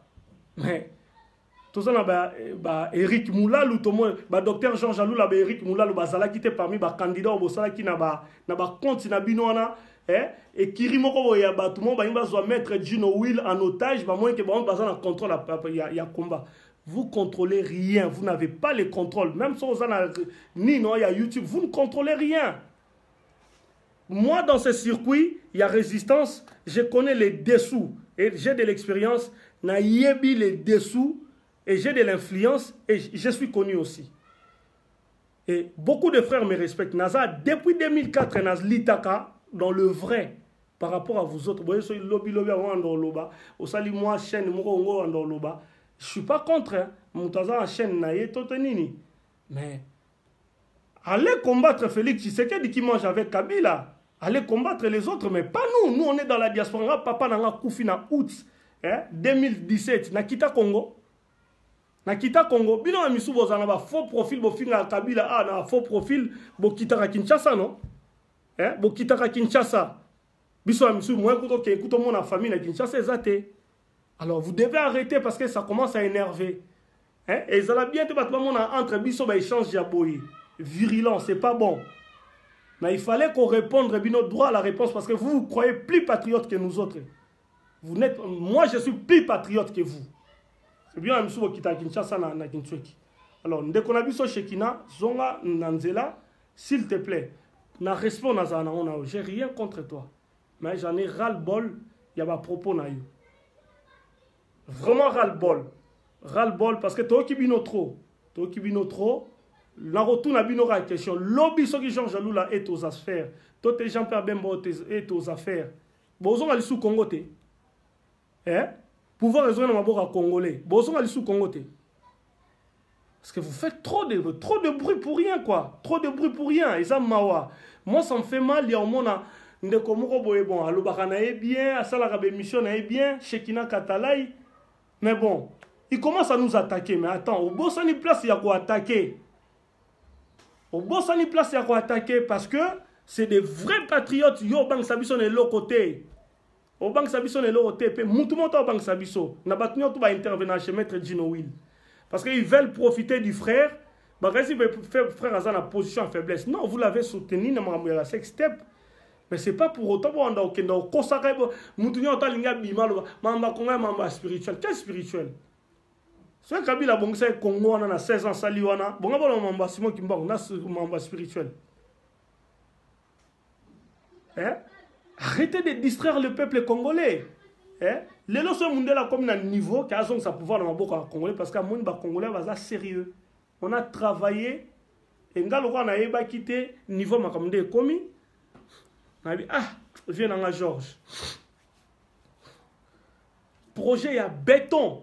Pourquoi na fana mutwana nga za fanatique ya Georges Lula mais programme moi ils a béton 300 pages ndeko na ngai ba jeune ba se retrouver maman ba kokobar c'est-à-dire moni bano bazama ba shege ba se retrouver ba programme ya ba formation réinsertion na vie active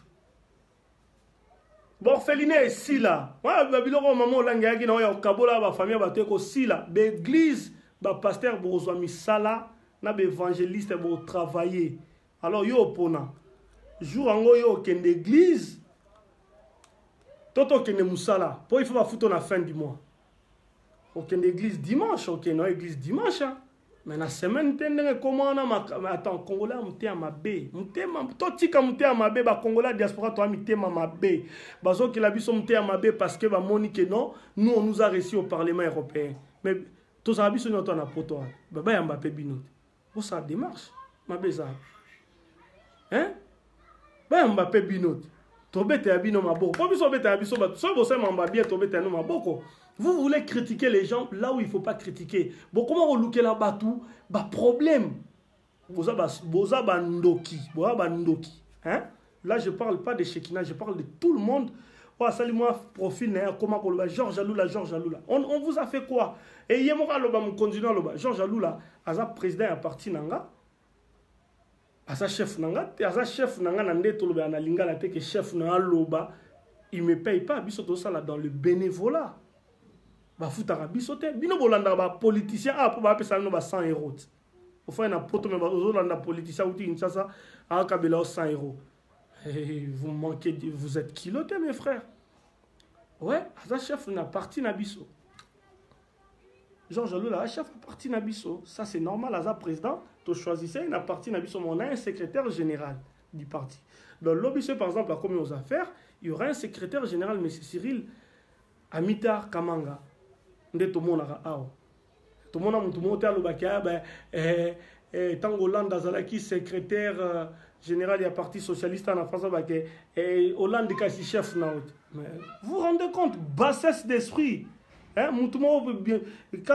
papa moro papa soki papa Ross soki il faut à lobby qui a occupation rwandaise du moment on a lobby des occupations donc ils en a dévolé Congolais évité là c'est important pour nous la politique ils ont tout ça des grandes études mais il faut tangander belé que ça même la lecture que se documenta et au fongolo tout la politique internationale. C'est important. Les Congolais n'ont pas la maîtrise, les combattants surtout, ils n'ont pas vous n'êtes pas des politiciens. Or, moi, quand je suis venu dans le combat, tous les collègues, et ils me respectent, je suis dans le vrai. Bandekorismo Congo, Basta Congo, ça c'est des vrais patriotes. Hein? Attends, Kagé judiciaire et Curtis Mina, on a des 22 ans d'occupation rwandaise. Kaka, on a Facebook. Vous ne voulez pas qu'il descende. Ce que qui t'a au collabo, boké au travail non occupant, occupant est combien à minde les mains. Au fin nanda ko namboka occupant. Yo kanima boko zo tinda peuple congolais bima na soulèvement populaire.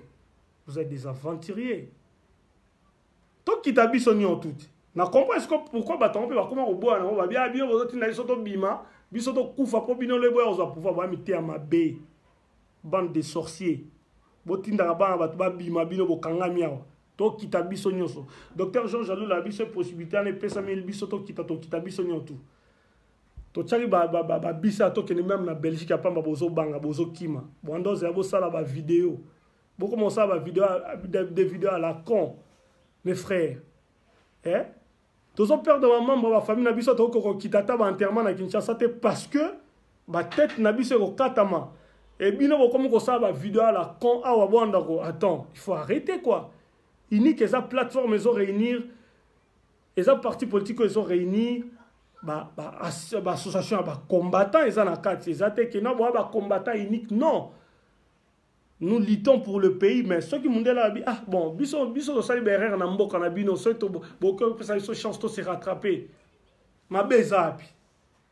Bolingte to travailler na minde so mundele o proposer yo bino pena yo bande konanga bino bato bozo fungola minoko so mindele ba bisi bino ba pesa bino pouvoir na Congo yo boya tote noko na mino to tata na yo oboya. Vous parlez trop pour rien mes frères. Bon l'accès sur ba casier judiciaire na bino qui est plus patriote na bino yo bo chama kelele on a contre Georges Lula tote biso unique plus que moi. Qui est plus patriote plus que moi? Casier judiciaire na bisote. Vous parlez trop, vous parlez trop, on en a marre de vous. Hein? Manga Bossale, Ingeta mon frère. On est ensemble mon frère. Il y a de ceux-là qui se croient plus patriotes que nous autres mon frère. Laisse tomber. Oh, Général de Gaulle a Kendaki Kolukaba Edawa. Azonga kati. Azonga ka bongo bino siko ba général de Gaulle nga Congo bo kanga mikaka na poto bo liaka ba mbala bo benga bo ça va congolais ba bima. Oh église catholique et lobby c'est Kabila a déclaré que bon banda désobéissance. Bon siko bongo bino bo zani po bo kita. Kaka ko tindaka bana batu ba bima. Bongo bino moko. Ko tindaka ba famille batu bima. Rossi a Koufi. Na famille na mino combien ba Koufi. Tote na famille nanga. Ngape munatinda kabatu. Mais c'est ce que mindele balobi parmi mindelo balinga Congo babi bon. Situation n'est commis. Bino présenter biso projet à bientôt donc ça pouvoir dans beaucoup ba congolais tobo yango. Et vous êtes des fous. Vous êtes des ouf mon frère. Vous êtes des ouf. Vous êtes des ouf. Vous êtes des ouf. Boa mité mama B. Boa mité bola que biso mbongo oyo bino bo pesi na création à lobbying financier. To lança kiawa mboa mitema mabe même 1 euro pamba bo repesa te boye bisabiso ba mbongo bino bo récolta ki pona osoma mandu ki bo benga na Kabila eza wapi bolie ba mbongo ba mama batu ya ba kongola batu bola kisabiso be ba mbongo te Hein? Oh, Georges Alola a aucune élection. Ok, élection, c'est sans Kabila. Et le reste, tu crois que c'est binoté. Tu crois pas que Kabila pèse bino ba mbongo, boza ba to aner ming boye ba, qu'est-ce qui va se passer? Au fait, c'est ça votre souci, c'est ça votre problème. Bozo ba resituer biso te toza na position nini. Bo juger biso na fin ya masolo. Mais ming bozo ba surprise. Bandeko, Congo est à 80 millions d'habitants. Yom tozo critiquer biso, nous on est dans le bon. Tu travailles avec des patriotes congolais, basana biso, tu travailles na binoté. Tu travailles na binoté, on est dans le bon. Tu as besoin de binoté. Moi ma vidéo na bino échanger le côté. Bon multiplier les sous ma vidéo, au moins c'est bon que ça lango lundi, mardi, mercredi, jeudi, vendredi. Hein? Jean-Pierre Bemba bimi wanat. Bien on va empêcher bima. Vous êtes faibles parce que vous êtes mité mama B, vous êtes de mauvaise foi, de mauvais cœur. Mundela zo l'intérêt, moni intérêt naïe. Muto bon bachaki abebi si kop na bango bon et RVC, ba ba longola e parce que ba moni bilan 22 ans ba fandi wana ba ko kateka ka makelele na ba Facebook, ba conférence na Paris, ba conférence. On a sensibilisé le monde. To na musaki batu, mais lelo oyo. Il faut que ça la mamba sérieux. Mamba sérieux.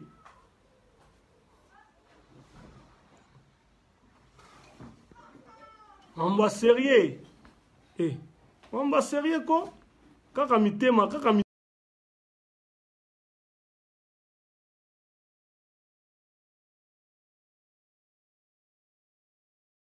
Mutema mabe. Congolais aza mutema mabe. Mutema mabe. Na Jean-Val, Félix Tshisekedi asalaki bien nenga boya ki kutu bino bozala na Bruxelles. On m'a dit biso, ndeko docteur Georges Alola a invité tous les patriotes to Bundiawa bazala. On vous a invité to ke na ba yamba biso na Parlement européen à Bruxelles le 15 juin. Je vous ai invité, j'ai fait des vidéos. Mais vous n'êtes pas venus. On a même mis des bus. Mais ming bokenda ki abwanda ko finga syndicat dokolote. Pour qu'on a la place ba pesa ka moi dire au place on met la coupe on met la moi lève. Bokenda ki a marche en Belgique awat. Ba tela bino ba bis. Moi place ba mité à mabe. Bokenda manif sama samedi na Bruxelles awa non? Il est 30 juin. Samedi dernier bokenda na Bruxelles ba tela bino ba bis non? Mais toi ben si nous toque na Parlement européen bo qui pourquoi? Le là beaucoup critiquer. Ba mité à mabe. Alors, vous devez arrêter de parler pour rien. On en a marre de vous. La preuve, dans toutes les manifestations, notre jeunesse estudiantine, il y a Europe, bah, il y a Katé. Ils ne viennent pas, ils ne participent même pas parce que c'est trop gamin, quoi, trop gamin. Ça, bah, vidéo à Bouzo, bah, tout le monde est devenu collabo. Depuis que je suis en occupation, hein? Topé Malisoutin, Congo est occupé. Congo est occupé. Paul Kagame a Congo a développé son pays avec l'argent du Congo. Rwanda est occupé. Rwanda est occupé, non? Par les anglo-saxons. Mais Eza Yangote Mteza qui a empêché Rwanda de se développer. Congolais Zoba, tu es resté dans des littératures. Hein? Congo est occupé. Bon, Rwanda, c'est quoi les amis? Rwanda est occupé. Kabila Oumela, Congolais Mtia Mabe, surtout il y a poto, il y a diaspora Mbandoki. Kabila Oumela. Bon, que nous sommes li kopana complot. Parce que les vrais patriotes, on se connaît. On se connaît. Et ça binoté. Et ça binoté. Au fond, on a un au salaire moi, au sali moi vidéo, au lobby pour la Congo, il y a un combattant. Casier judiciaire, on a un bébé pour la Mamba Congo. Kendo ça va chèque dit. Ça va faux chèque. Hein? Ça va faux chèque.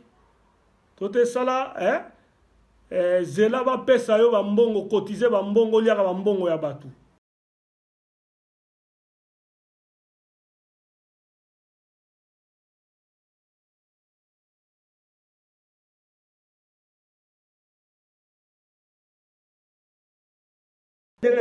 C'est des politiques qui sont des activistes. Docteur Georges Alola, c'est un activiste. Yo longolais yangote. Yo ntoko benga kaya na manif. Ah non, na manif yo ntando benga. Yo ntando c'est futa ticket na ndako no tote zo voiture no futa essence yaka na manif. Mais vous êtes des malades, mes frères, vous êtes des malades. Bon, dans ça, la guerre frontale, il y a la vidéo, mais bon, il y a des bino, mais l'objet ce biso, nous avons sungi, to comme aux affaires. Tu travailles na binoté, mes frères, tu travailles na binoté. Tu travailles avec des vrais patriotes qui ont travaillé avec nous, qui nous ont soutenus. Parce que bien, bon, à ma BP, et nous avons venu te permettre, biso, bon, mon anaboui. Hein? Moutoua solo, moutoua zapena sage, en benga. Quand on a Georges Alou là, bon, à cause de la politique, bon, to benga ta lisiangando, to benga ta ba frère ou bazana et tout ça, bon, on a combat. Téléphone, elle est à ma solo, ta ndekota, ma solo, les aboy, bon, ndeba ndeko bele bazo sala. Et puis, ba fandi nie bazo, c'est la po ba ebike, ba ndeko ba sala vraiment solo.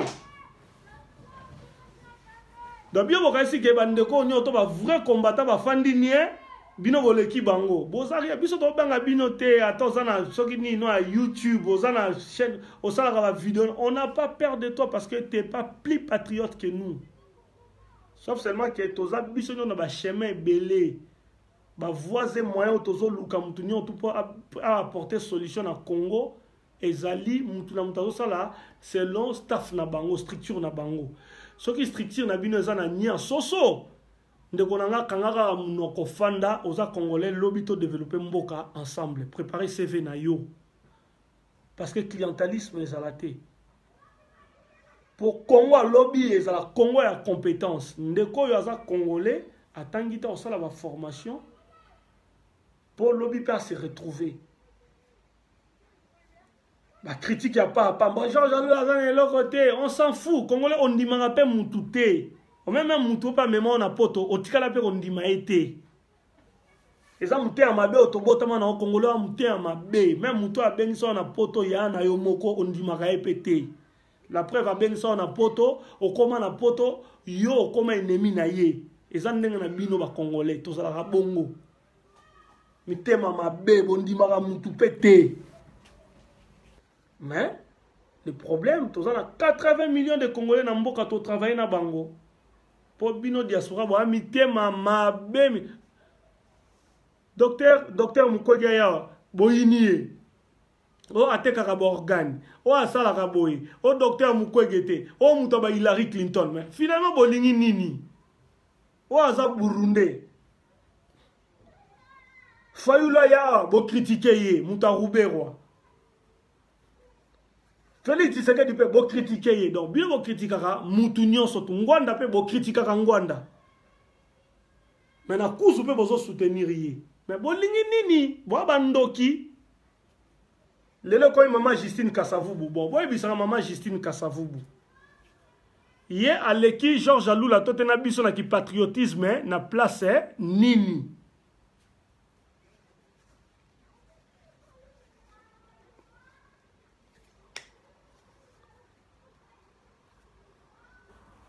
Bossali élection nous bossali élection nous de bossali élection non avec vos candidats au bochaki na site internet on de quoi na soki gens soki na nyanga zaraso na États-Unis salaki et puis de quoi na ebisa na lobby oh maintenant moi na ba candidat docteur Georges Alou na Eric Moula Lubazate avec d'autres frères ya diaspora au baza ba candidat mais loko les aki coopération ya batu moko boy ya ba individu moko boy ya mitema mabe de aînés bayokani basala eloko moko ya bango bon babimisa po basala publicité intel nini ya diaspora on biso to occupé bino te bosala makambo na bino bosala makambo na bino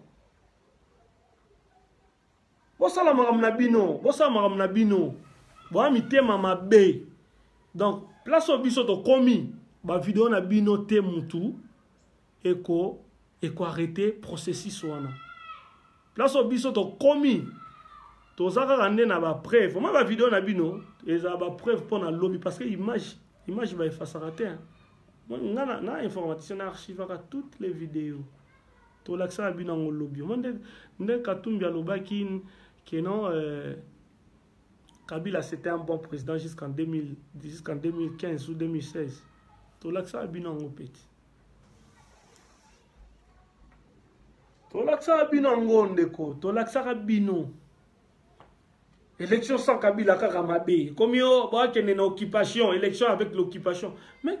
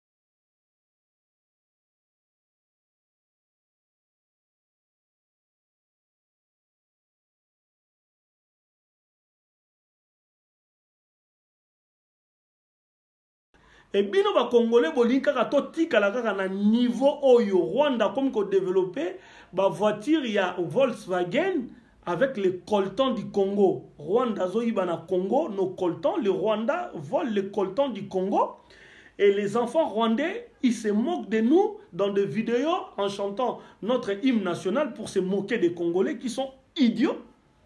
Eh? Lelo oyo bino bolingi to combattre l'occupation occidentale aux ans à 40 ans, aux ans à 50 ans.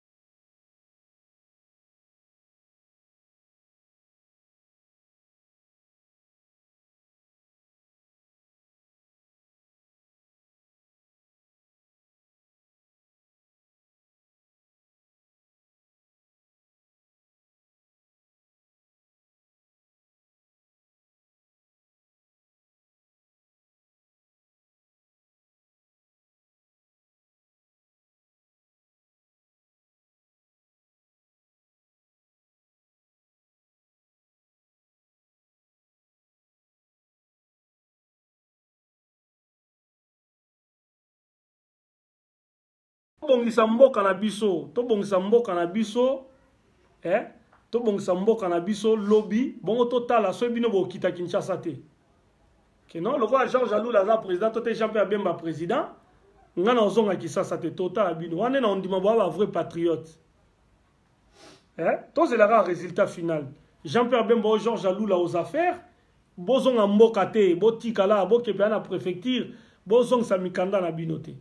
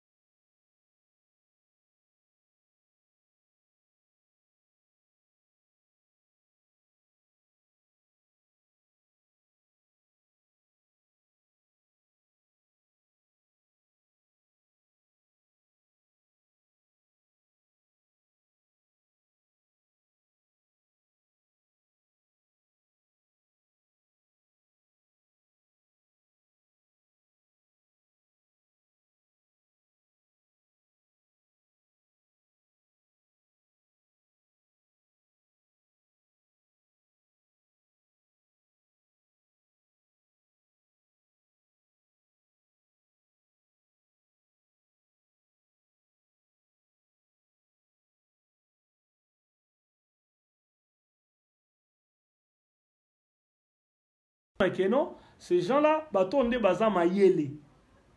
que tous combattre pour le pays. Nous, on lutte pour le pays avec des projets. On propose. Vous proposez quoi? Vous autres qui dites que vous êtes des patriotes, des combattants, vous proposez quoi? Kedal. Nous, on a proposé, on nous a reçus au Parlement européen. Et aujourd'hui, s'ils veulent nous aider, Tobo et ce ne sont pas... Les Occidentaux ne sont pas nos ennemis. Sauf seulement que ils savent protéger leurs intérêts. C'est à nous les Congolais aussi de protéger nos intérêts à nous.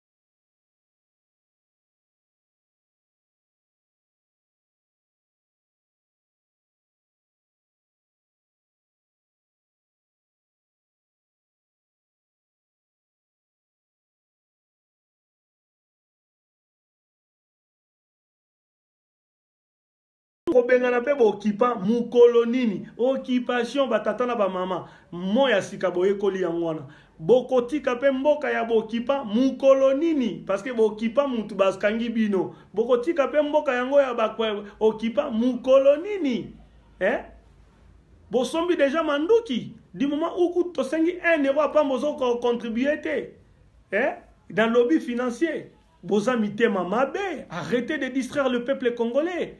Les Rwandais aujourd'hui,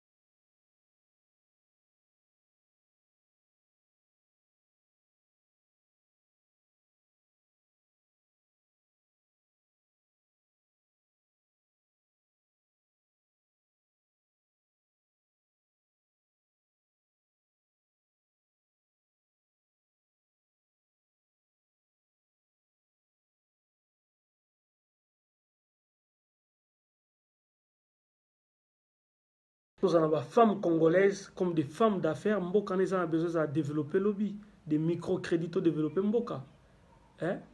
Boni ko distraire en tout cas na Facebook, il faut tout quitter na terrain. Ce soulèvement populaire, tout que ça la mobisoni tout kuna botika ko saka bat na Facebook, o bomba na Facebook na yo banini. Boye bisa biso combien de mbongo bozui pona manduki. Bino bat bosenga bat mbongo ya manduki ya so manduki. To zela pe bo pesa iso ba bilan.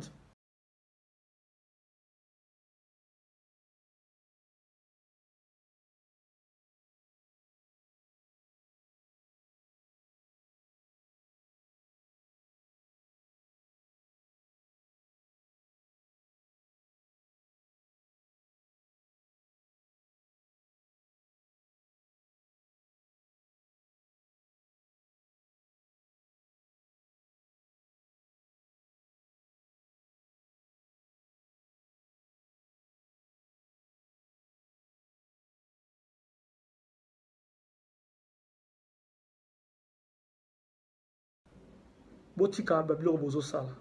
Na comme nasuka. Si vraiment réellement vous êtes des vrais patriotes, Botika, polémique au Imbo Luka avec unique Nabiso, na docteur Georges Aluna. On ne vous doit rien du tout. Nous, on a amené des propositions. Ben, Bibiso, na Union européenne. Élection ou pas élection, Kabila Toro, Tchaye, pression, Ngwasuma, avec le peuple congolais, à Kende. Bon, j'ai vu son résultat. Botika va polémique. Vous êtes plus patriotes que Bissoté. Par contre, nous autres, on est plus patriotes que vous. Surtout qu'il y a une base, il y a tous les casiers judiciaires, tout bimisa. Les casiers judiciaires, mais propre. Bino a mis sous. Au pesa sale, si vous avez une maîtrise, une mauvaise lecture, il y a nini. Le kobenanga, téléphone, on peut sauter sur Facebook, on peut solo. On peut sauter sur le agent aner basé belé parmi les combattants. Et comme ils n'ont pas la maîtrise de la situation, ils vont s'agiter. Le peuple congolais a besoin d'agitement. Il y a de l'agitation. Il faut libérer Mboka. Parce que Rwanda, les lois qu'on a développé, qu'on rassemblé la voiture Volkswagen dans le minerai à Congo, vous trouvez ça normal? Tout ce qui a raté cette année, les 10 dernières années, papa, au 40 ans, au 50 ans, au 30 ans, au 40 ans, au 50 ans, 60 ans, résistance en les années. On est résistant, Ola tia bakos na costume amneno nga 70 ans ibisa bato nga za résistant. Osala ni na résistance na yo. Osombata lisasi ata mon côté. Alors, bandeko, je vous souhaite une excellente journée en famille et une excellente soirée en famille et bon dimanche. Natiki Bino sans polémique. Il fallait pas répondre à Batouana parce que ils ont cru que c'était des grandes gueules. Place Tokomi. Biso tozo zora ba vidéo na bino toza ko enregistrer. L'obiso biso Tokomi aux affaires. Ne venez pas. Restez bossara ma vidéo na bino. Ne venez pas, c'est tout. Parce que ndé beaucoup de la Congo ndé to bongisango et ça bino soni. Parce que to bozo ce ba image na notre faire passer en un journal. Bandis ko sekabino. Il y aura ma chronique moi bosalima pona ba combattant ba zoba to ben en chronique des combattants idiots.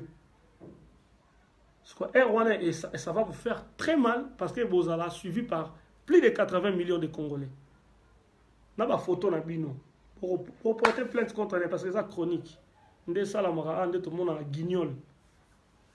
Tout ça la bino pena be Fiji penza, les Congolais idiots. Bozonga batu. Bozonga na Congo, bo benga déjà mindele poto ndima bino. Mais avant bozonga, bo la biso ata ba massage bino bosombi. Pour besoin de mbongo ya bato bobi ke tant biso de lancer lobby financier tant on a lancé yango en dehors kutu ya parti politique Georges Nous la zalagité na tchaki kutu en dehors ya makamwana alors bolobaki ke non mboka ezo occupé mais bola ka biso mbongo pe bino bolansaki bobaki bo senga mbongo Shekina Katala bobaki zo senga mbongo bato bacha to boso manduki la ka biso mbongo yozui ba mbongo ya ba congolais oyo zwaki. Le lopé to comme mois de juillet, bo bengana Kabila quand bon ce pour le moment on a publié to bengana ta na kinsoki hein moi ba preuve mon kaza ke non ba to ben va sombi déjà ba arme biso to lo baté pour toi ba vrai patriote mais to yeba quand même que côté na bino décembre to dans 2 mois bo betailler mais ce que zaté arrêtez de distraire les gens bozon la bateau tous à l'ensemble ndé tous alaki. Et Zamabe, ceux qui ont ordre de disperser lobby. Parce que tous à sous qu'à mon côté. Pour combattre biso en la diaspora. Tant lobby to kita. Na mboka tous à la qu'à mon côté. Au y a un aéroport et mboka na yo. On a sa manifestation. Totinda ba CRS. Bon ça rendre ça encadré. Hein. Depuis ça ma bon bon mamoutouté. Ce qu'on s'allie ba acte de vandalisme au buki ba nini ba kangande za la ka au commissariat. Normal ba bon mamoutouté. Congolais a makila nego.